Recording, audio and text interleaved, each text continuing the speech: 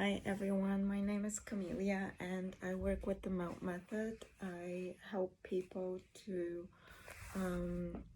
regulate their autonomic nervous system to come out of pain. Basically, pain is the body's response to feeling unsafe.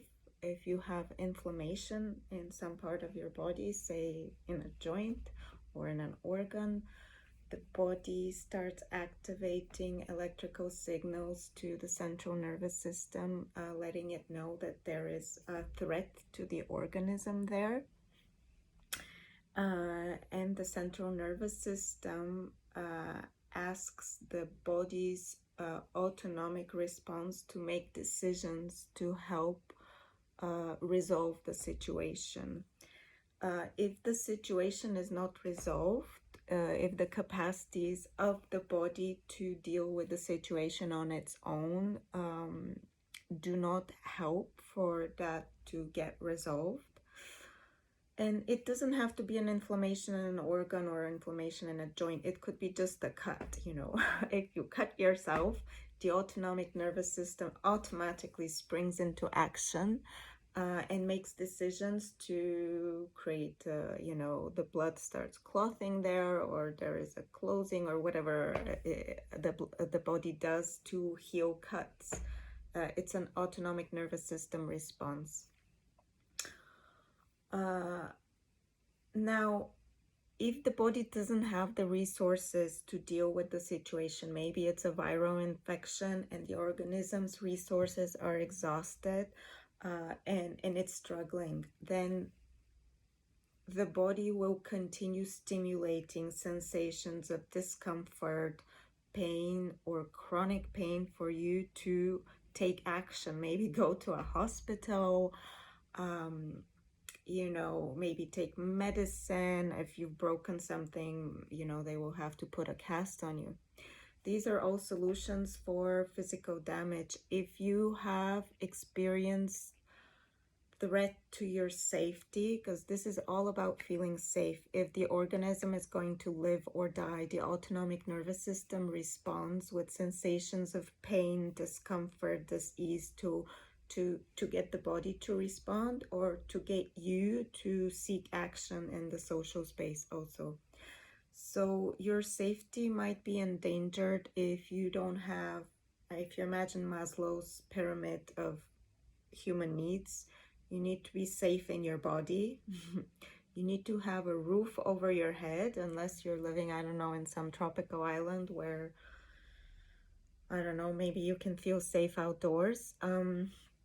But I think given humans' nature of killing each other, maybe you still would need an enclosed space, some privacy to feel safe. So housing is one of the basic requirements for safety and well-being in the body. If you are homeless, you will suffer with joint pain unless you're some really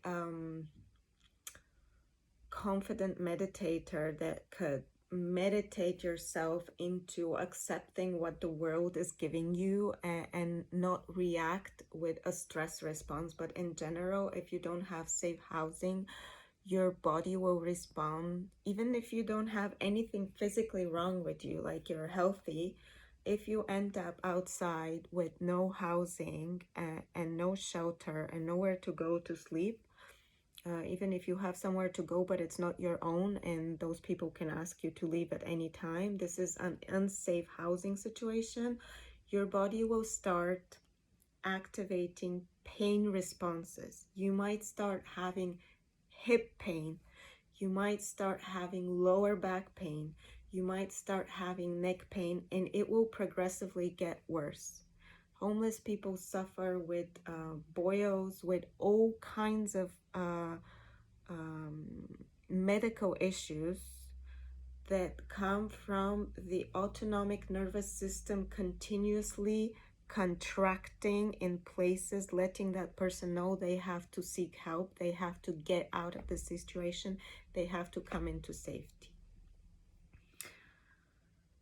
That's why it's torturous. It's like people advocate that it's a human right that people need to have a house, even if you don't have enough money for that. And that's why places like, for example, in Israel, where they continuously break down people's houses as a manner of torturing them, and even though they're not like kicking them out of the land, they're continuously breaking down their houses and saying they don't have the right if they're not Jewish. If they're, for example, Muslim, they break down their houses and continuously tell them they don't have a permit to build a house, so that people are constantly terrorized. That's a terror attack on people.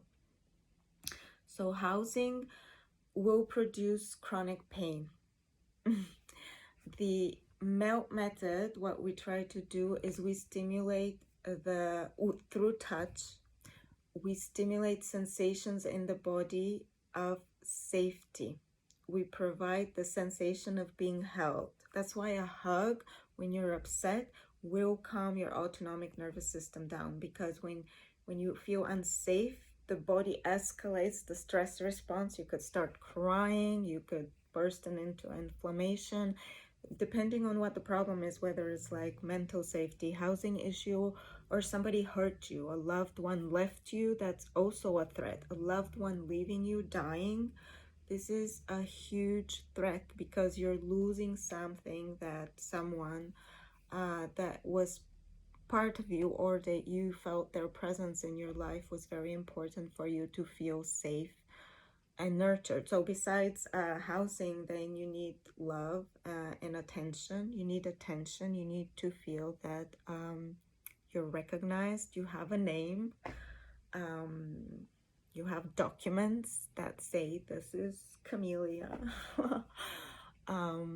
You have rights, and that like continuous feedback. This is who you are. I call you by your name. Maybe I shake hands with you. You know, I recognize you. This is an important human need. Children that do not get attention, it's called neglect. It impedes their development. They do not develop. They do not develop language skills. They suffer with cognitive development because they're not stimulated into safety. Without safety, the body is in constant fight and flight. Children left without attention cry a lot.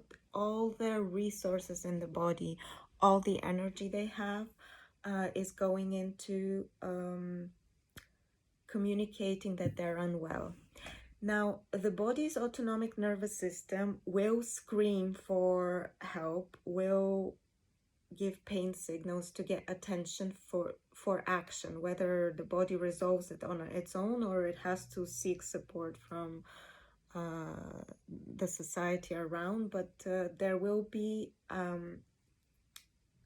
a sensation in the body, whether of mental anguish, emotional anguish, physical inflammation, physical pain. One of these will happen to get you to resolve meeting the body's need for safety, whether it's physical safety through shelter, emotional safety through being in a community, through being seen, through being touched, through being recognized, through being loved.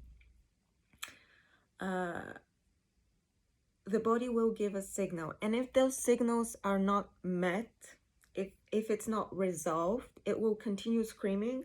A pain in the hip can become chronic because the brain part that is hearing the hip will become inflamed. So it will just constantly be gripping there, although there is maybe the tissue was a little bit stretched. If you've like hurt your ankle, it's stretched, but the tissue can heal with time. But if the chronic pain is actually a response to some safety issue, you don't have housing or something like that, you might feel it as a physical pain and think that you need to, you know, I don't know, address the joint. But the reality is that it's the brain continuously being inflamed with sensations of that body part as a stress response to safety that might not be a tissue problem. It might be social or emotional. It might be lack of housing. It might be abuse in the house if you're living in an abusive home. It might be living under occupation. If you're living under occupation, you're under constant threat of extermination. That is very strong. So the responses of the body will be pain, mental suffering, emotional suffering. But if the body cannot resolve, if it doesn't get any addressing to it, for some people it will continue to scream. Some people, the body goes into collapse because it feels like it's not getting the job done. The autonomic nervous system's pain response is a strategy to resolve the problem. If no help comes from within your body, like the clotting, you might have like some degenerative neurological condition where, you know, it's not clotting, so you have these open wounds all over.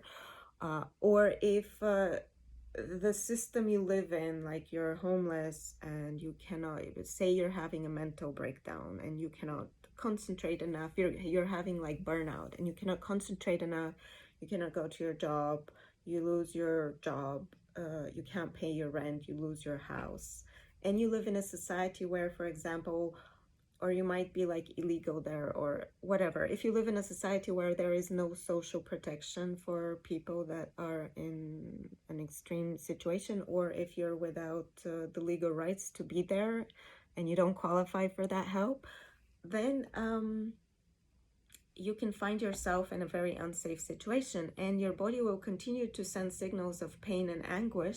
But at a certain point, it might decide that the best strategy to keep you alive is to collapse and to numb the pain, to not feel anything.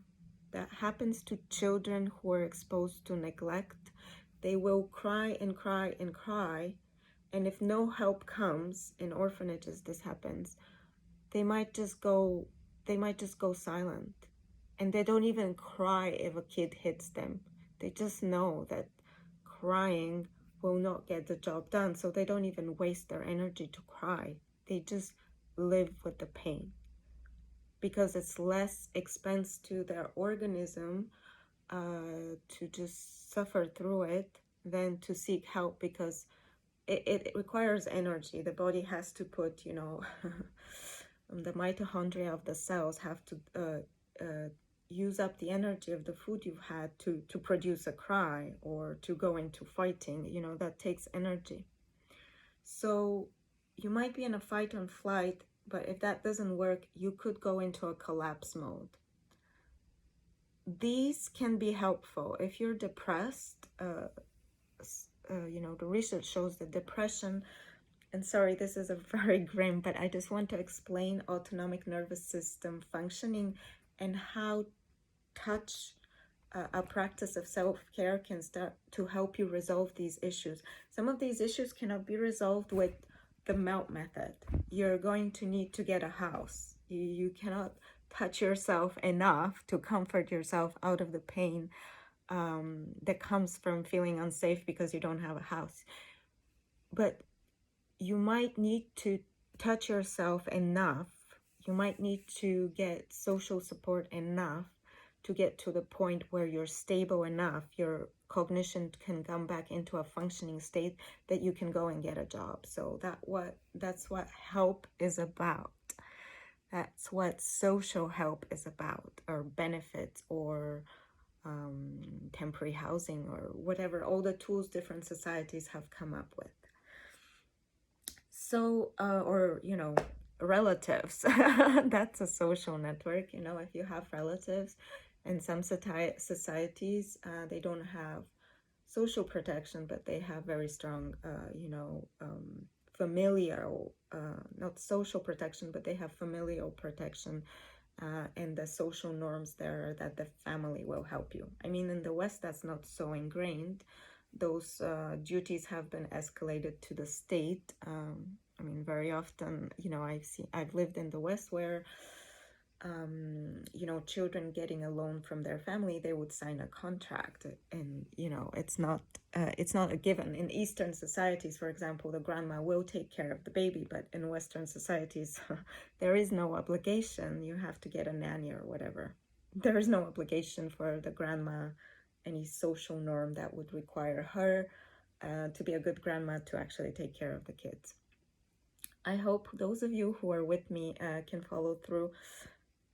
If fighting does not work, pain, anguish, sensations of dis-ease don't work to get the job done, to resolve the problem that is threatening the safety and life of the organism, a collapse might become a solution. For depressed people, depression can be a sign of extreme exhaustion, where you cannot get out of bed. So depressed people actually are in a state of collapse. A state of collapse obviously is not a functional state to be.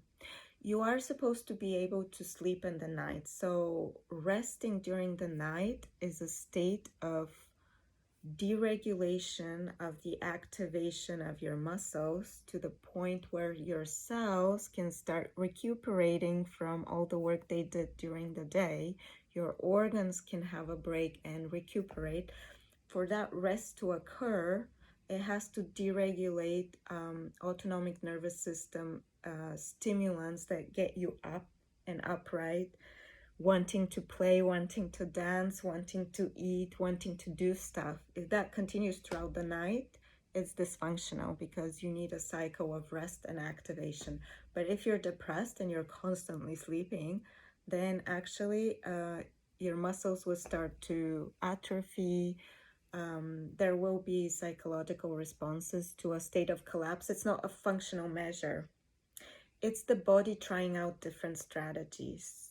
But ultimately, what we try to do with the melt method, using sensations, giving the body sensations through stimulation of the nerves, resetting of the central nervous system through creating sensations in the body that reset the central nervous system, the brain and the spine, is we're trying to activate a rebalance of your neural core so that you could go through the cycle of stimulation and rest on a cellular level, on an organ level, on a joint level. Through the fascia, we activate all parts of your body. But you know, we're in the domain of physical therapists, so we're in the domain of physical instructors. It's not really an exercise program. It's really a program to stimulate sensations through compression and lengthening through touch. And we use these rollers that have a particular texture. They're soft.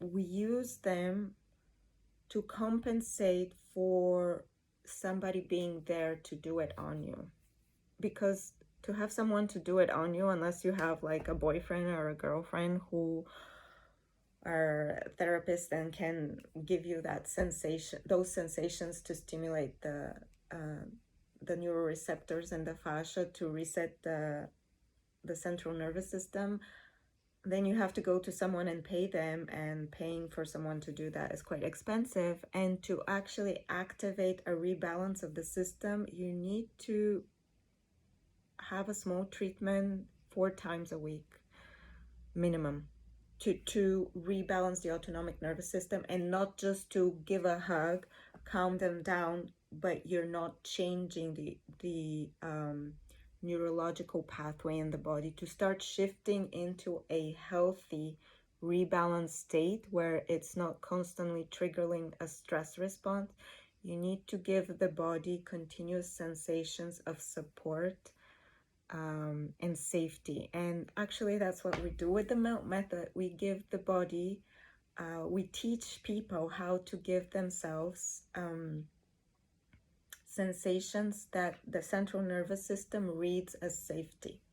We release the lower back, we release the neck, that is a strong sensation that the central nervous system reads as health, and they can and the central nervous system will allow you to sleep better if it receives sensations of safety. I hope what I just narrated, or the story I told you, because this is a story. I mean, you go to the doctor and the doctor tells you the story of bacteria and viruses, and that is also a story that happens. It's something that takes place in your body. What I just described is a story that's not often told, but it's the story of your body and your nervous system, and that's how it functions. And the melt method is a strategy, just like a pill. It's a strategy to regulate the autonomic nervous system and to get the functions of the body into to rebalance, to decrease the stress response and allow for the recuperative qualities of your body to kick in. Because when you cut yourself, it will work automatically. Unless your autonomic nervous system is disbalanced and does not trigger the neurological signals to get the wound to heal. If you have an autoimmune issue, you could have the repair system of your body blocked, or you could be having, digestive problems. These are all autonomic nervous system issues. So we try to rebalance the autonomic nervous system to support digestion, hormonal balance, all these autonomic functions that need to be in place for this organism to be in homeostasis and to have some kind of lifespan. Aging is also, of course, part of the story, and with the melt method, you can support your aging process and support the repair of your cells so that you are active and dynamic and your joints don't start hurting just because of aging and going in through a normal lifespan cycle. You could support the cellular health of your body longer and stay younger longer. Now I just want to summarize and remind the stress responses of activation, which use pain, emotional anguish, all these like mood swings, cognitive problems, as well as the response of going into collapse mode, are strategies for the body to seek help. Now, there are these situations, and I want to be crystal clear here about this. The whole thing is about the body feeling safe, right? Physically safe, emotionally safe. If we go into the Maslow thing, once you achieve physical safety, some emotional care and nourishment, then you might need to have, I know a girl from the American University, and we used to be friends. We're not close friends anymore. And she's quite successful on her job now. And we recently had a short exchange. I was trying to get her to consider the method for this IT company she works for in Bulgaria. She's quite successful, and the short feedback I got from where she is in her life was she's looking for something. I think she even mentioned the word soul or femininity or something. She's looking for something. That's where she's now at a point where she's trying to actualize. She needs to give some meaning to her life. That's, the Maslow system, where we also start having needs to actualize ourselves and be known for contributing and giving back and doing something. But if you're struggling for survival, I would suggest you address the basic levels first. There are a lot of people that start doing yoga, and with yoga you stimulate certain energies in your body, and sometimes the activation of the body goes higher up and people start functioning on a very love, emotional, giving back level before they've sorted out their safety, and that's very dysfunctional. A lot of people end up in a lot of problems that start doing yoga where they're homeless, but that also is like, it's a life journey. In any case, if this doesn't work, you know, the pain activation stimulation signal or the collapse signal, it doesn't work, or if there is something inhibiting for that signal to kick in, things can get very, very bad. And I will give you an example. A woman living with a violent husband, if he is consistently denigrating her, abusing her emotionally, psychologically, financially, if she's dependent on him, he might start to narrate that, you know, her existence depends on him, in manipulating her into developing a view of herself as lesser than, because she doesn't have his money or whatever. This woman might, you know, scream back. She might scratch. She might throw tantrums. But, you know, if that leads to more physical abuse, she might try to even leave. And it could be a lot more complicated if she has children. She might try to leave, but if she's become isolated, she doesn't have a family, she doesn't have a job, she might be suffering with mental health issues, and she's not able to provide for herself outside. She might become exposed to abuse from people who prey on vulnerable people. That our society preys on vulnerable people. That is a reality. I don't see wars being waged against the big powers. I don't see anyone waging a war against the US. The 9/11 was a big, it was a shock because nobody had dared to ever attack the US.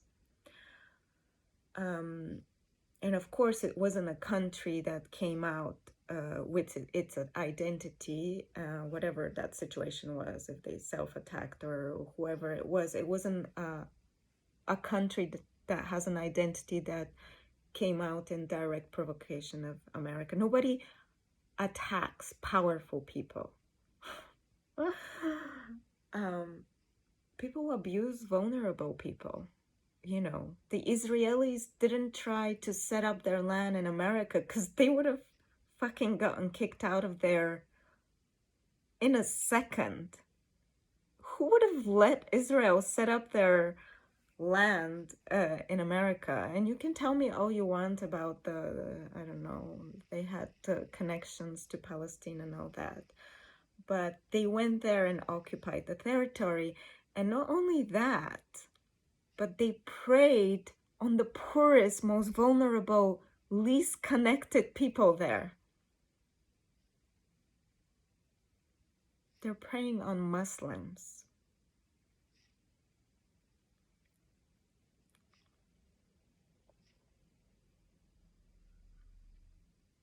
They're preying on Muslims. They're killing Muslims.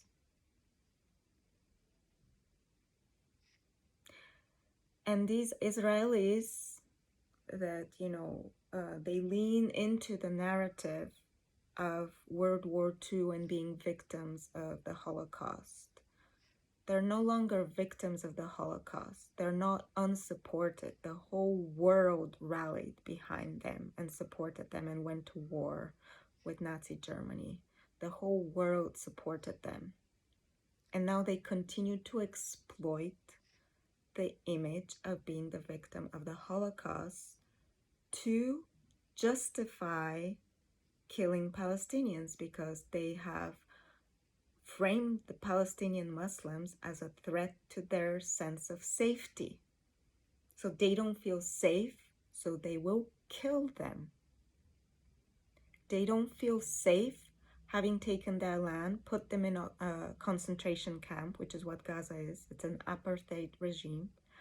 They don't feel safe because from time to time, those people respond. They cry out, they fight. And the Israelis don't feel safe. They want to kill them, and then they will know that they're completely safe because they've taken their land, they've put them in a concentration camp. But the nature of colonialism is that they will revolt. They will come out of that concentration camp, which they did on the 7th of October. They will kill back, which they did. That is the nature. Israelis will never be safe as long as they continue their occupying someone's land, torturing and killing Muslim Arabs. Nobody can tolerate that. The organism is going to either fight back or collapse. Gazans not saying anything for decades is a form of collapse. They've seen that fighting back gets them nowhere. They just bombed the hell out of them some years ago. They killed them, so they be quiet. They're in a form of collapse, but they're not okay. Gazan people are not okay. They lived in abject poverty. They don't have rights to travel. They don't have rights to leave. They don't have passports. They don't have, they can't regulate their water. Anything that goes in or out is regulated by the Israelis. They don't have safety at the level of housing. They've been displaced and then continuously are pushed out of their homes. Even now, fighting Hamas, they're given 24 hours to leave their home. Leave your home now. You have 25 hours or we will bomb you. I want to see someone get organized to leave their house in 25 hours. And go where? They've already stolen their land. Where are they gonna go? So from an autonomic nervous system response, the melt method is not gonna help Gazan people.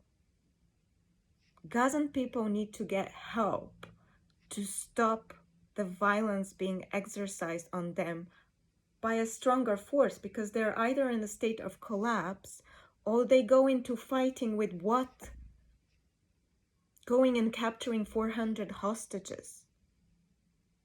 Now Israeli are bombing them and killing thousands of them.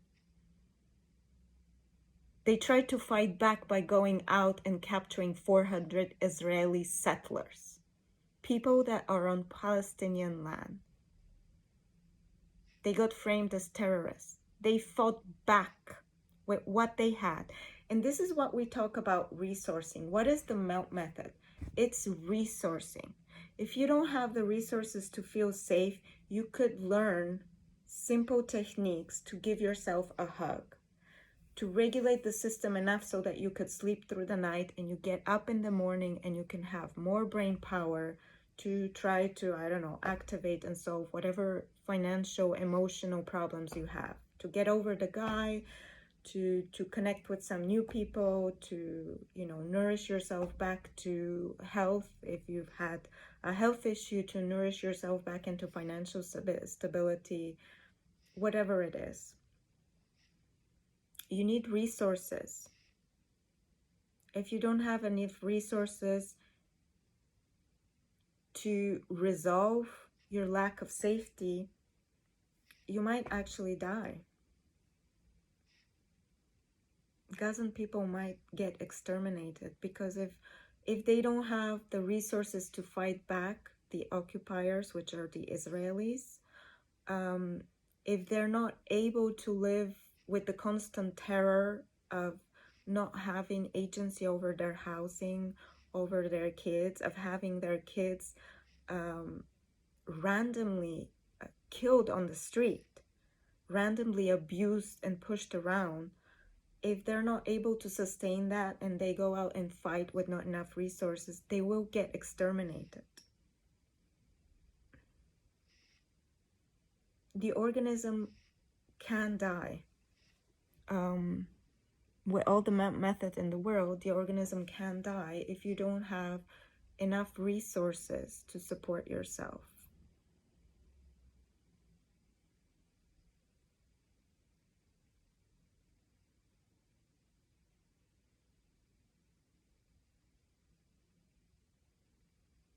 I'm not going to say anything more.